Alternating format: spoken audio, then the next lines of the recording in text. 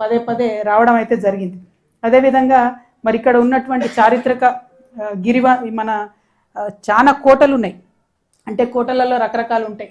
మన జల కోటలు ఉంటాయి, చుట్టూ నీళ్లు ఉండేటి, వనదుర్గాలు ఉంటాయి, అట్లానే స్థల దుర్గాలు ఉంటాయి, గిరిదుర్గాలు ఉంటాయి. ఇవన్నీ కూడా మనకు పెద్ద ఎత్తున మన నాగర్ కర్నూలులో కనబడతాయి.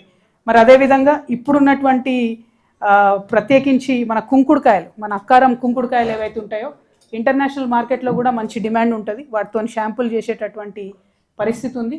కాకపోతే మనం ఇప్పటికి కూడా వాటిని జీసీసీలలో కొంటున్నాం, ఐటీడీఏలో కొంటున్నాం తప్పితే రెగ్యులర్గా మార్కెట్ చేద్దాము, దీన్ని ఒక కమర్షియల్ యాక్టివిటీ కింద చేద్దాం అనేటటువంటి ప్రయత్నం రాష్ట్రం వచ్చినాక కూడా జరగకపోవడం అన్నది కరెక్ట్గా లేదు. అదేవిధంగా మంచి చాలా డైవర్స్ ఫ్లోరా అండ్ ఫౌనా అంటాం కదా, యానిమల్స్ ఉన్నాయి ఇక్కడ. ఈ ఉడతలలో ఒక పర్టికులర్ వెరైటీ ఉంటుంది, బిట్టు ఉడత అని. ఇక్కడ మామూలు ఉడత కన్నా పెద్దగా ఉంటుంది, చాలా పాపులర్. దాని గురించి కూడా మనము పెద్ద ఎత్తున అడ్వర్టైజ్మెంట్ చేసినట్టు కనపడదు. ఎందుకంటే ఇవన్నీ ఏమైందంటే ఇంటర్నేషనల్ యూనివర్సిటీస్ని, టూరిజంని అట్రాక్ట్ చేసేటటువంటి పరిస్థితి ఉంటుంది. అదేవిధంగా మన ఇక్కడ చింతపండు ప్రాసెసింగ్ కానీ, షాంపూ తయారీల కేంద్రం కానీ, ఇంకా చాలా అడవి మీద ఉండి దాన్ని మార్కెట్ చేసుకునేటటువంటి పరిస్థితి ఉంది. కాకపోతే ప్రతి జిల్లాలో ఎక్కడెక్కడైతే అడవులు ఉన్న జిల్లా, అది ఖమ్మం కావచ్చు, మన మహబాద్ కావచ్చు, ఈ అన్ని జిల్లాలలో కూడా ప్రాబ్లం ఏమైందంటే ఈ జీసీసీలు సరిగ్గా పనిచేస్తలేవు. ఐటీడీఏ నుంచి వచ్చేటటువంటి నిధులు కరెక్ట్గా మరి వాడుతున్న పరిస్థితి కనబడడం లేదు. దాంతో ఈ చెంచులకు కానీ, ప్రిమిటివ్ ట్రైబ్స్కి కానీ చాలా ఇబ్బంది అవుతుంది. దాని మీద ప్రభుత్వం దృష్టి పెట్టాలని చెప్పి నేను కోరుతా ఉన్నా. ఇక నేను ఇందాక చెప్పిన కళలకు కానాచిగా నాగర్ కర్నూలు ఉన్నదని చెప్పి, పర్టికులర్లీ దాదాపు 5,000 పైగా ప్రదర్శన ఇచ్చినటువంటి హరికథకురాలు పద్మలయ ఆచార్య గారు కొల్లాపూర్ నుంచి ఆ మేడం ఉన్నది. ఆమె చాలా పాపులర్. అట్లానే ప్రముఖ వాగ్గేయకారుడు గోరెటి వెంకన్న గారు మొన్నటిదాకా కౌన్సిల్లో మాకు బెంచ్మేట్ కూడా.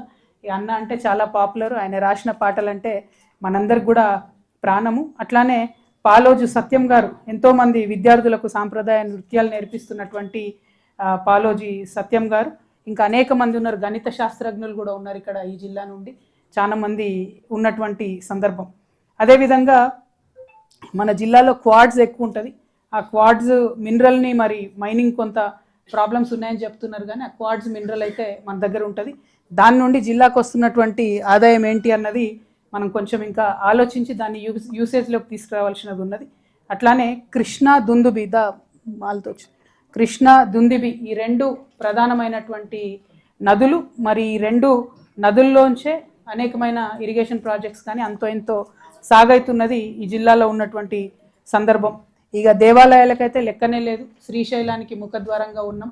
నాకు బాగా ఇష్టమైనటువంటిది మల్లెల తీర్థం. చాలాసార్లు దిగి ఎక్కినాం.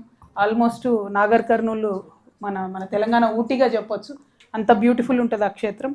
ఉమామహేశ్వర ఆలయం కావచ్చు, ఇవన్నీ కూడా చాలా పెద్ద ఎత్తున ఉన్నాయి. పర్టికులర్గా సోమశిల టు శ్రీశైలం ఆ టూరిజం స్ట్రిప్ కూడా మంచిగా ఉంటుంది. ఇంకొంచెం డెవలప్ చేయాల్సి ఉంటుంది, కానీ అది చాలా మంచిగా ఉంటుంది. అట్లానే మన ఈ జిల్లాకు సంబంధించి బాధాకరమైన విషయం ఒకటే ఏంటంటే అక్షరాస్యత మాత్రం పెరుగుతలేదు. 54% ఉన్నది. అది బాగా పెరిగుంటే బాగుండేది. ఇంకా పెరిగేటట్టుగా కొంచెం ప్రభుత్వాలు కానీ ప్రజాప్రతినిధులు కానీ శ్రద్ధ పెట్టుంటే బాగుంటుందని చెప్పి నాకు పర్సనల్గా అనిపిస్తుంది. అయితే ఇట్లా ప్రతి జిల్లాకు 2 రోజులు పోయినప్పుడు మా ప్రాధాన్యత అంశాలుగా మేము తీసుకున్నది ఏంటంటే, 1 ఖచ్చితంగా హాస్పిటల్ చూస్తూ ఉన్నాం, 2 విద్యాలయాలు పాఠశాలలు చూస్తూ ఉన్నాం, 3 వాటర్ ప్రాజెక్టులు చూస్తూ ఉన్నాం. సో ఇవాళ పొద్దున్నే ఫస్ట్ వస్తూనే మేము వట్టెం దగ్గర ఏదైతే పంప్ హౌస్ ఇదివరకు మునిగిపోయిందో ప్లస్ వట్టెం రిజర్వాయర్ కూడా చూసి రావడం జరిగింది. అదేవిధంగా మళ్ళీ ఇవాళ రేపు కూడా ఇంకా 2 రిజర్వాయర్లు కూడా చూసేటివి ఉన్నాయి. ఎల్లూరు రిజర్వాయర్ ఒకటి, ఇట్లా అనేకమైన కార్యక్రమాలు ఇవాళ రేపు కూడా ఉన్నటువంటి సందర్భం. ప్రత్యేకించి మన కృష్ణా జలాల్లో తెలంగాణ ఆవిర్భావం తర్వాత కూడా మన జిల్లాకు అన్యాయమే జరిగిందని చెప్పాలి. ఎందుకోసం అసలు యుద్ధం జరిగిందే, నీళ్లలో నిప్పురవలు రగిలిందే తెలంగాణలో నీటి కోసం, నీటి వాటా కోసం. కృష్ణ అనేటటువంటి నది మన మహబూబ్ నగర్, ఉమ్మడి మహబూబ్ నగర్లో ఎంటర్ అయితే అది బయటికి వెళ్ళేంత వరకు కూడా దాదాపు 308 కిలోమీటర్లు మన మహబూబ్ నగర్ ప్రాంతంలో పారుతుంది. కానీ ఎన్నడూ కూడా మనం ఉన్నటువంటి కెపాసిటీకి సంబంధించి కూడా నీళ్ళు వాడుకోలేకపోయినాం. సరే, అన్ని రకరకాల లెక్కలు చెప్పి 299 టీఎంసీలు మనము వాడుకునే పరిస్థితి ఉందని చెప్పినారు, కానీ అవి కూడా మనం ఎన్నడూ కూడా ఫుల్ కెపాసిటీకి వాడుకోలేదు. సో అల్టిమేట్గా మనకు కృష్ణాలో 550 టీఎంసీలు రావాలి. 550 టీఎంసీలు రావాలంటే మొత్తం కృష్ణా పరివాహక ప్రాంతమైనటువంటి మహబూబ్ నగర్లో దాన్ని వాడుకునేటటువంటి ఆస్కారం ఉన్నాయి. పాలమూరు రంగారెడ్డి కట్టినాం. పాలమూరు రంగారెడ్డి కట్టినప్పుడు ఏమైంది, ఏదైతే అంతకుముందు ఎక్సెస్ ఉన్నాయో 45+45 90 టీఎంసీకి కడుతున్నామని బీఆర్ఎస్ గవర్నమెంట్ మొదలుపెట్టినటువంటి పరిస్థితి మనం చూసినాం. కానీ ఎట్లయితే కాళేశ్వరం ఉరుకులు పెట్టిందో అట్లా పాలమూరు రంగారెడ్డి ఉరుకులు పరుగులు పెట్టి ఉంటే ఈ పాటికి రిజల్ట్ వేరేగా ఉంటుండే. కానీ అట్లా జరగలే. ఇప్పుడు మేము పోయి వచ్చిన వట్టెం రిజర్వాయర్ కట్టిండ్రు కరెక్టే, కానీ దానికి సంబంధించిన కాలువలు కానీ దానికి సంబంధించినటువంటి వ్యవస్థ కానీ ఎక్కడ తయారు కాలే.